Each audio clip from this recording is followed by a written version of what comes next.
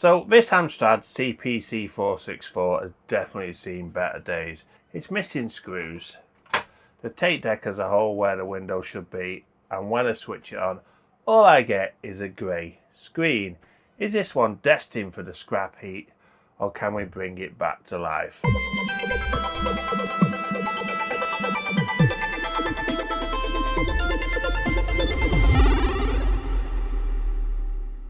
Hello everyone and welcome back to Retro for You.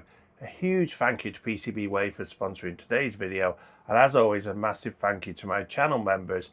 Your support really does help keep these old machines alive. Today's patient is a mighty Amstrad CPC 464. Now before we get the screwdrivers out, let's wind back the clock to 1984.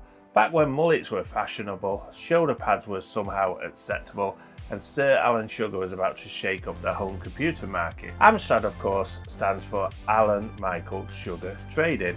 By the early 80s, everybody wanted a home computer. You had the ZX Spectrum, the Commodore 64 and the BBC Micro, to name but a few. And Alan Sugar looked at them and thought, I'll have a bit of that. The result is the Amstrad CPC 464.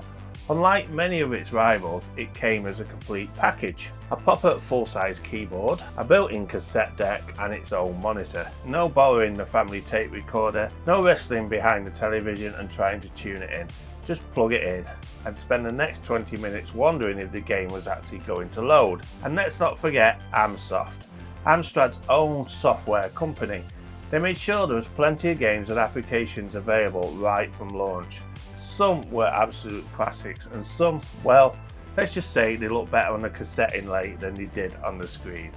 And that was the case with a lot of games at those times. Now, before the Commodore and Spectrum fans head straight for the comments, to me the Amstrad CPC 464 is one of, if not the greatest 8-bit computer ever made. There, I said it. After all, if He-Man had an 8-bit computer, it wouldn't be a Commodore. It definitely wouldn't be a Spectrum, because you can't exactly swing either of these around like the sword of power. The Amstrad though, built like a tank. You could probably defeat Skeletor with it, although judging by today's machine, I think Skeletor got here first. Before I get into today's repair, I'd like to wish our friends over at PCBWay a very happy 12th anniversary. Congratulations to everyone there, and thanks for supporting creators like me and the retro computing community. Now, if you've watched the channel for a while, you'll know I'm always repairing, recreating or replacing parts that simply are not available anymore.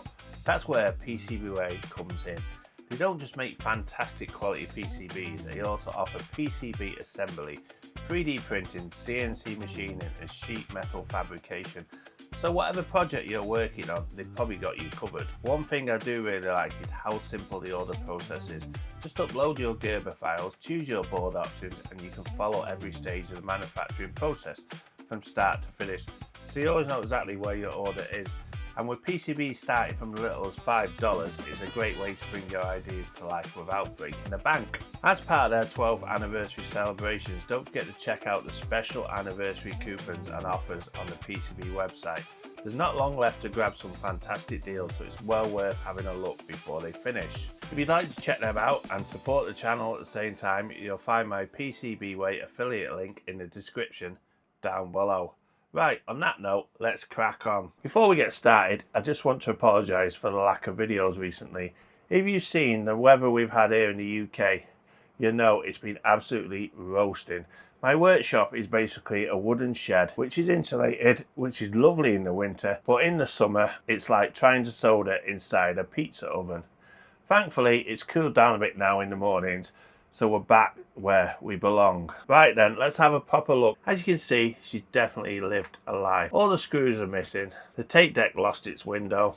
It's certainly not going to win any beauty contests, but we've rescued worse on this channel. Now, power for these was generated through the monitor. Now, all I have here is the unit. I don't have a monitor with this particular machine. They came in green screen and colour. What I do have is a lead that connects through the RGB socket, through the audio out to a SCART lead, and in there you can feed 5V in and it plugs back into the computer. So that allows you to power on this Amstrad separately without the monitor, which is a great idea. So when I turn this on, what we're greeted with is a lovely grey screen, as you can probably see on the screen now. Now that's all it's doing, is a pure grey screen. There's no prompt, there's no keyboard input, nothing.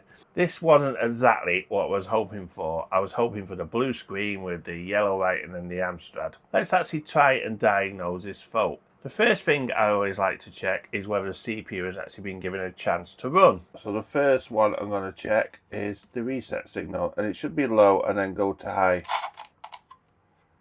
which it does, you can see there. So the signal is now low. As soon as I turn this on, it should go high after a few seconds, which it does. So that shows that the CPU is not stuck in reset. Next we will check the clock signal, and it's pin 6 this way. So 1, 2, 3, 4, 5. And there you go, we have a lovely 4 megahertz healthy clock signal. That is perfect. So that shows to me that the CPU is indeed running. There's no point in checking the 5 volt because obviously the CPU is running, so it's obviously got the 5 volt.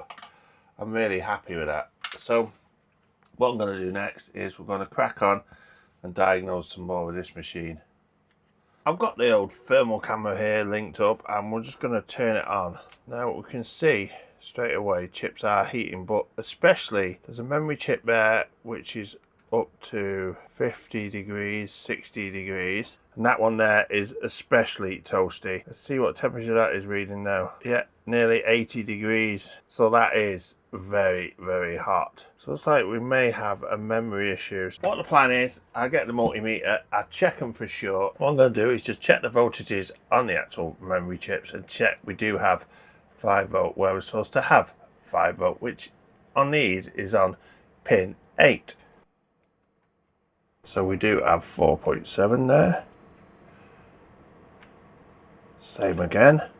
It does look like it is getting the correct voltage. Now out of these chips here, this one here was getting the hottest, and you can see here it does actually look as if it's actually shorted to ground.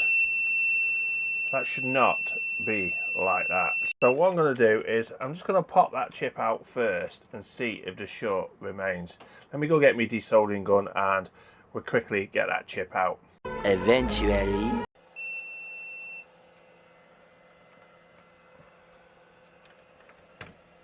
A few moments later. So I've removed the other chip that was getting hot, and let's check continuity again between the ground and it is gone.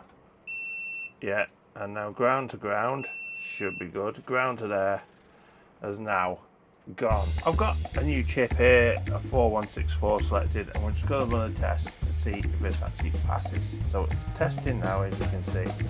These are the two that we had before from the machine that we pulled, which I definitely think are faulty, but it'd be good just to test it in this, just to see what actual result we get.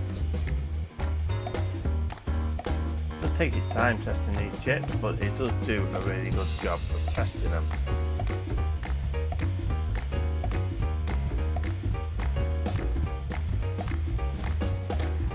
There you go, as you can see it says test pass. So next what we'll do, we'll insert the ones we just pulled from the machine and we'll test these.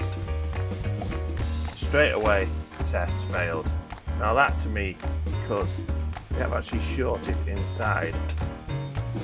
Again, test failed on pre-test, that one straight away. So I've cleaned all the sockets off, as you can see, and I'm very happy with the way they look. I've checked all the traces, they all look good. So all I'm going to do next is just fit some sockets, and then we'll get it back together, fit some memory and give it a test. A few moments later. I'm at the point where I'm ready to turn this on. Let's just see what happens. So we get nothing, then we just get a grey screen. Now I know we fixed something here anyway with the memory. We know the CPU's running. Do we think they've still got faulty memory here? This one is still getting rather hot. But these two here now are not warming up at all.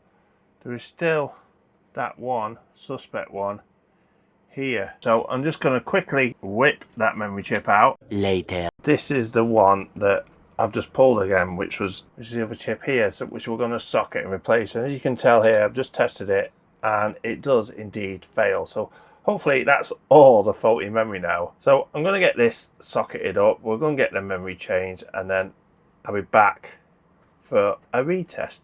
Meanwhile, I'm at the point where I've still got a grey screen. I'm thinking, does it still have more faulty memory in there? Now there's nothing showing on the thermal camera. I am going to have a play around with the scope and scope out a few signals. There is actually only 1, 2, 3, 4.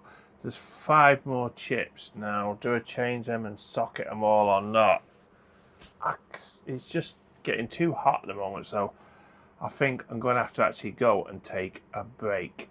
3 hours later. So this is where I'm up to. I've actually just spent the last hour replacing all these sockets here, and I've actually socketed all the memory.